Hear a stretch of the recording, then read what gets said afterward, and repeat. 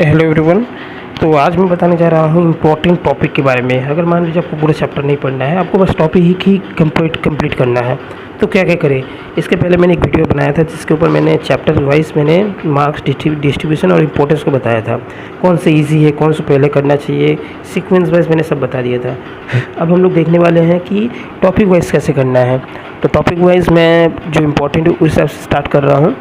तो सबसे पहले अगर आप लिविंग वर्ल्ड में पढ़ रहे हैं, लिविंग वर्ल्ड मतलब जो पहला चैप्टर है, अगर उसमें आप देखेंगे तो सबसे पहले वहाँ पर से क्या करना है। तो वहाँ पर आपका जो जो बेसिकली जो सबसे ज़्यादा जो इम्पोर्टेंट है वो है आपका जो टैक्सोनॉमिकल एड्स है, ठीक है ना। टैक्सोनॉमिकल एड्स बहुत ही ज़्यादा इम्पोर्टेंट है।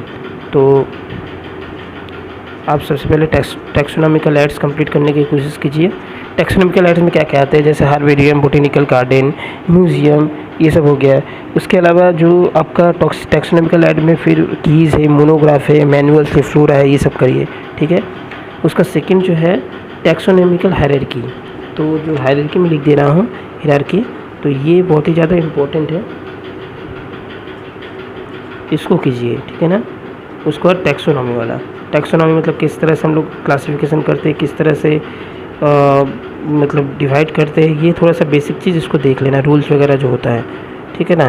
तो यहाँ से मैंने फर्स्ट चैप्टर से मैंने 3 चीज़ किया है। अगर आपको टाइम मिलता है, अब यहाँ से थोड़ा सा फुल फॉर्म देख लेना है कि ICBN का फुल फॉर्म क्या है, ICZN का फुल फॉर्म क्या है, ये सब थोड़ा फुल फॉर्म पूछ लेता है।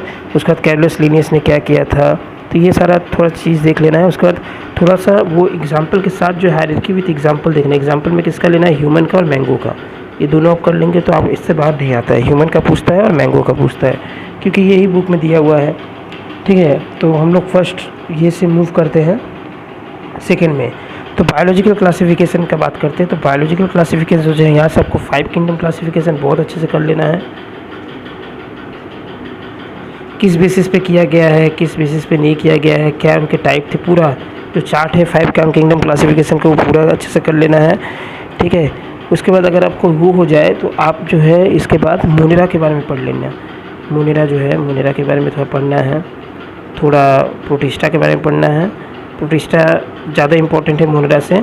अब मोनेरा में अगर मैं बोलूँ तो इसमें आप आर्कीबैक्टीरिया बहुत ज़्यादा इंपॉर्टेंट है। आर्कीबैक्टीरिया के बारे में पढ़ लीजिए, 3 है जो हेलोफाइल्स, उसके बाद मिथेनोफाइल्स और जो भी थर्मोफाइल्स जो है। इसके अलावा बीजी है, ब्लू ग्रीन एल्गी, ये बहुत ज़्यादा इंपॉर्टेंट है। ये दोनों ही बहुत ज़्यादा इंपॉर्टेंट है, दोनों ही मोनेरा के अंदर में आता है, ठीक है। बीजियो को साइनोबैक्टीरिया भी बोलते हैं। और अगर हम लोग प्रोटिस्टा की बात करें तो प्रोटिस्टा में जो है सभी थोड़ा इंपॉर्टेंट है। जैसे यहाँ से क्राइसोफाइटिस हो गया, मतलब डायटम्स जो बोलते हैं, तो थोड़ा डायटम्स देख लीजिए, थोड़ा डाइनोफ्लेजिलेट्स देख लीजिए, थोड़ा वो स्लाइम मोल्ड देख लीजिए, थोड़ा यूग्लोना देख लीजिए, स्लाइम मोल्ड, ठीक है ना। सब थोड़ा थोड़ा करके इंपॉर्टेंट है, तो इनको करने की कोशिश कीजिए with their structure and types, ठीक है। उसके बाद फंगस से क्वेश्चन आता ही है, मतलब ये एक ऐसा चैप्टर है जिसमें से क्वेश्चन आने के चांसेस बहुत जगह से रहता है। तो इसको थोड़ा सा देख लीजिए। इसके जो क्लास है ABCD, ठीक है ना, मतलब एस्कोमाइसिटिस, बेसिडियोमाइसिटिस, उसका फाइकोमाइसिटिस होता है, ड्यूटेरोमाइसिटिस होता है। तो ये आप जो है उसको थोड़ा सा देख लीजिए, जो बहुत ज़्यादा इंपॉर्टेंट है, विद एग्जाम्पल के साथ इसको देख लेना है। उसके बाद यहाँ पर एनिमिलिया के बारे में कुछ भी नहीं पढ़ना है। अगर आप इसमें से कुछ भी नहीं कर रहे हैं तो आपको सबसे ज़्यादा इंपॉर्टेंट जो है करना है वो प्रोटिस्टा का में थोड़ा सा कर लीजिए, थोड़ा ब्लू ग्रीन एल्गी और आर्कीबैक्टीरिया के बारे में कर लीजिए, और लास्ट में लास्ट वायरस, वायरॉइड्स और प्रियोन्स, लाइकेंस, इन चारों के बारे में थोड़ा देख लीजिए। इसको छोड़ना नहीं इस चैप्टर में, सबसे इंपॉर्टेंट है। वायरस, वायरॉइड्स, ये कौन से साइंटिस्ट से रिलेटेड, क्रिस्टलाइन किसने दिया, मोज़ेक वायरस के बारे में कौन बताया, ये सब बहुत ही ज़्यादा इंपॉर्टेंट है। क्रिस्टलाइन स्ट्रक्चर कौन दिया, तो ये थोड़ा सा देख लीजिए। NCERT फॉलो कर सकते हैं। कौन से मतलब जो डिजीज़ है, वायरस होता है, वो भी लिखा हुआ एग्जाम्पल के साथ, उसको देख लीजिए। तो प्रियोन्स एंड लाइकेंस, ये बहुत ही ज़्यादा इंपॉर्टेंट है। इसमें जो भी लिखा है NCERT से, NCERT फॉलो कीजिए। मैं जो बता रहा हूँ NCERT ही फॉलो करना है। तो ये जो टॉपिक मैंने बताया, ये सेकंड चैप्टर से आप बस इतना कर लीजिए, आपका क्वेश्चन कहीं बाहर से नहीं जाएगा। और इसमें भी एग्जाम्पल बहुत ही ज़्यादा इंपॉर्टेंट है। एग्जाम्पल अगर आप छोड़ देंगे तो कुछ भी नहीं है इसमें। एग्जाम्पल और कैरेक्टरिस्टिक्स, एग्जाम्पल कैरेक्टरिस्टिक्स, यही सबसे ज़्यादा इंपॉर्टेंट है यहाँ से। नेक्स्ट हम लोग चलते हैं प्लांट किंगडम के बारे में। तो प्लांट किंगडम में वैसा तो कुछ नहीं है, आप क्लासिफिकेशन देख लीजिए प्लांट किंगडम में, ठीक है ना। प्लांट किंगडम में क्या है, क्लासिफिकेशन देख लीजिए। क्लासिफिकेशन मतलब जो जो क्लासिफिकेशन आया, जैसे नेचुरल क्लासिफिकेशन, आर्टिफिशियल क्लासिफिकेशन, ठीक है ना, तो ये सब जो क्लासिफिकेशन आप देख लीजिए, फाइलोजेनेटिक जो क्लासिफिकेशन है, न्यूमेरिकल टेक्सोनॉमिक, साइटोटेक्सोनॉमी, कीमोटेक्सोनॉमी, इसमें बहुत ज़्यादा क्वेश्चन आता है।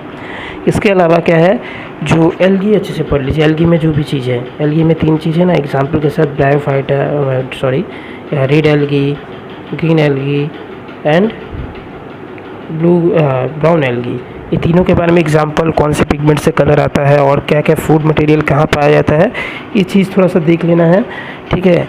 इसको देखने के बाद आप चल जाइए ब्रायोफाइट, टेरिडोफाइट। ब्रायोफाइट, टेरिडोफाइट के एग्जाम्पल बहुत ज़्यादा पूछे जाते हैं, आप उसको कर सकते हैं। अगर बहुत ज़्यादा इंपॉर्टेंट आपको नहीं लगा, आपको भूलने का दिक्कत है, तो आप उसको स्किप कर सकते हैं। एग्जाम्पल अगर याद नहीं हो रहा है तो कैरेक्टरिस्टिक्स पढ़ लीजिए कम से कम, ब्रायोफाइटा, टेरिडोफाइटा, जिम्नोस्पर्म, यहाँ से ये कर लीजिए। एंजियोस्पर्म यहाँ से नहीं करेंगे तो भी चलेगा। अब वो साइकिल बहुत ज़्यादा, यहाँ से अगर कुछ भी नहीं करेंगे तो सिर्फ एल्गी और साइकिल कर लीजिए, ठीक है। साइकिल मतलब कौन सा, haplodiplontic cycle, haplontic cycle, diplontic cycle, याद है? जो साइकिल होता है for the alternation of generation के लिए, मतलब मैं अल्टरनेशन ऑफ जनरेशन की बात कर रहा हूँ। यहाँ से बहुत ज़्यादा एग्जाम्पल पूछे जाते हैं, मतलब उसके स्टेटमेंट दे देकर, तो वो थोड़ा सा करना बहुत ज़्यादा ज़रूरी है। जो साइकिल है उसको थोड़ा सा कर लेना है, ठीक है। नेक्स्ट हम लोग जो बढ़ते हैं वो एनिमल किंगडम के बारे में। तो एनिमल किंगडम में आपको पूरा एनिमल किंगडम ही बहुत अच्छे से आना पड़ेगा, नहीं तो आप कुछ नहीं कर सकते। इसमें एग्जाम्पल बहुत ज़्यादा इंपॉर्टेंट है, इसमें मतलब देखा है तो सब कुछ ही बहुत ज़्यादा इंपॉर्टेंट है। अगर यहाँ से आपको थोड़ा अच्छे से करना है तो इसमें से आप जो शुरू के 4 किंगडम है, जैसे कि शुरू के 4 किंगडम जो पोरीफेरा हो गया, पोरीफेरा से बहुत ज़्यादा क्वेश्चन आता है,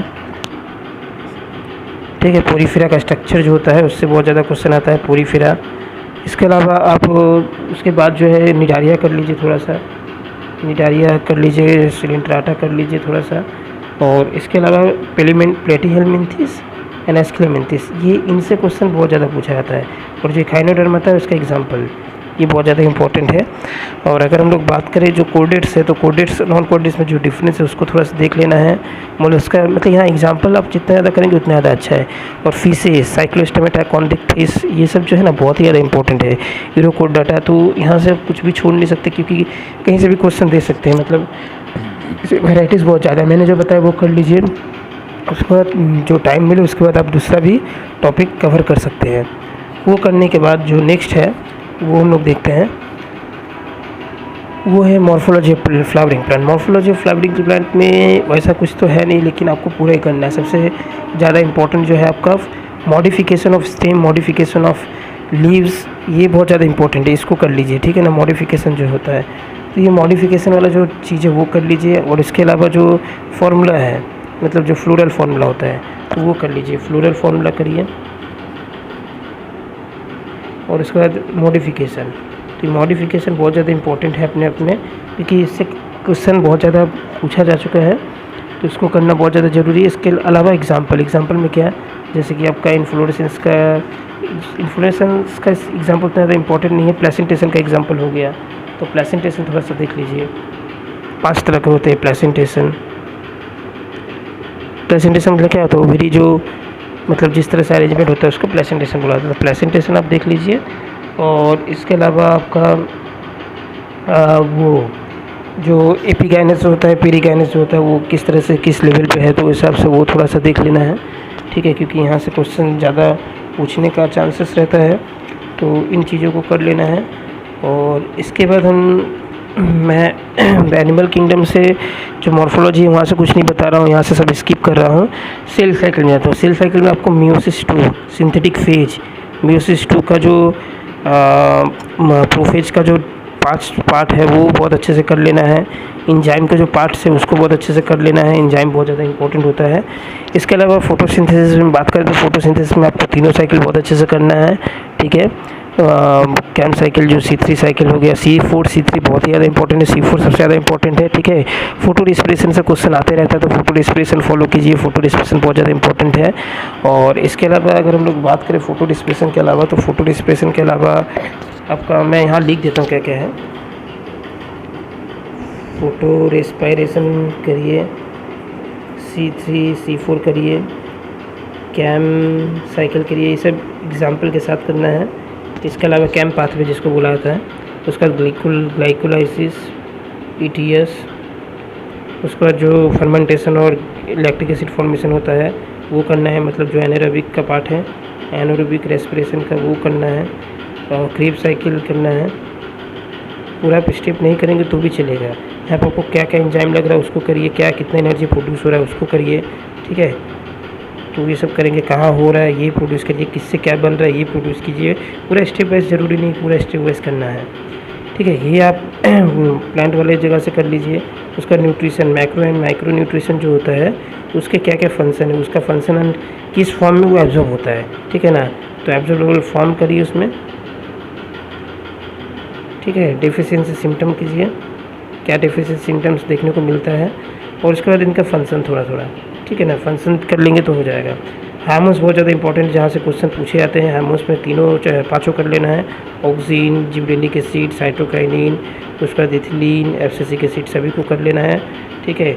ये करने के बाद आपको थोड़ा डिस्कवरी भी इसका देख लेना, किस तरह से इनका डिस्कवर्ड हुआ है। तो डिस्कवरी देखने के बाद आप सीधा चले जाइए प्लांट ग्रोथ को। आप कुछ समय के लिए प्लांट ग्रोथ डेवलपमेंट जो है उसको स्किप कर सकते हैं, ठीक है। तो ये करने के बाद आप डायरेक्ट चला जाइए ह्यूमन में। ह्यूमन में अगर आप चले जाएंगे तो ह्यूमन में क्या क्या करना है। सबसे पहले तो ह्यूमन में आप जब जा रहे हैं तो किस तरह से एब्जॉर्प्शन हो रहा है, कौन से एंजाइम है डाइजेस्टिव सिस्टम से, एब्जॉर्प्शन एंड डाइजेस्टिव एंजाइम, उनके बारे में सबसे पहले कर लेना है। और ये करने के बाद आप सीधा चले जाइए सेकेंड वाले चैप्टर में। तो सेकेंड वाले चैप्टर में आपको जो रेस्पिरेशन है, रेस्पिरेशन में सबसे पहले रेस्पिरेटरी वॉल्यूम कर लेना है, रेस्पिरेटरी क्वोशिएंट है, उसके बाद वॉल्यूम है उसका कैपेसिटी जो है, जैसे vital capacity, respiratory volume, volume भी होता है कैपेसिटी, वॉल्यूम कैपेसिटी दोनों ही करना है विद वैल्यू एंड डेफिनेशन, ठीक है। ये जब आपका हो जा रहा है, आप यहाँ से कर ले रहे हैं, तो उसके बाद आप हार्ट वाले में चल जाइए, ठीक है। मैं यहाँ से छोटा छोटा ही बता रहा हूँ जो बहुत ज़्यादा इंपॉर्टेंट है। हार्ट वाले चैप्टर में चल जाइए, और हार्ट वाले चैप्टर जो है जिसमें आपको ऑक्सीजन एंड CO2 का पार्शियल प्रेशर जो है उसको थोड़ा सा अच्छे से देखना है। हार्ट से रिलेटेड जो भी स्ट्रक्चर है उसको आपको स्टडी करना पड़ेगा, उसका एग्जाम्पल करना पड़ेगा। अच्छा, रेस्पिरेशन में किस तरह से रेस्पिरेशन होता है, अलग अलग इसमें मूड किस तरह से रेस्पिरेशन होता है वो देख लेना है। ये सब देखने के बाद हार्ट में जो आपको बताया कि किस तरह से काम करता है, बाइकास्पेड वल्व, ये वल्व, ब्लड प्रेशर, ठीक है, ये सब थोड़ा अच्छे से देख लेना है। और इसमें ECG बहुत ज़्यादा इंपॉर्टेंट है, आप उसको देख लीजिए। ECG जो बेसिक ECG है उसको आप देख लीजिए, कहाँ पर PQ वेव क्या दिखाता है नहीं दिखाता है। इन चीज़ों के बारे में अगर आप देख लेंगे तो आपको बहुत ज़्यादा आइडिया हो जाएगा, मतलब कि उसमें से क्वेश्चन बहुत बार पूछा जाता है, तो उसको थोड़ा सा कर लेना है। और अच्छा, उसमें जो मैंने बताया कि जो किस तरह से ब्लड में ऑक्सीजन कैरी होता है, ऑक्सीजन एंड CO2 किस तरह से कैरी होता है ना, जैसे बाइकार्बोनेट के आयन में, प्लाज्मा में, RBC में, तो उसको थोड़ा देख लेना है।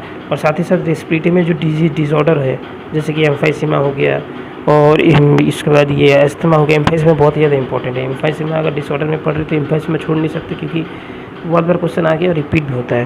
तो एम्फाइसीमा जो है इसको आप छोड़ना नहीं, उसको कर लेना है। ये सब करने के बाद आप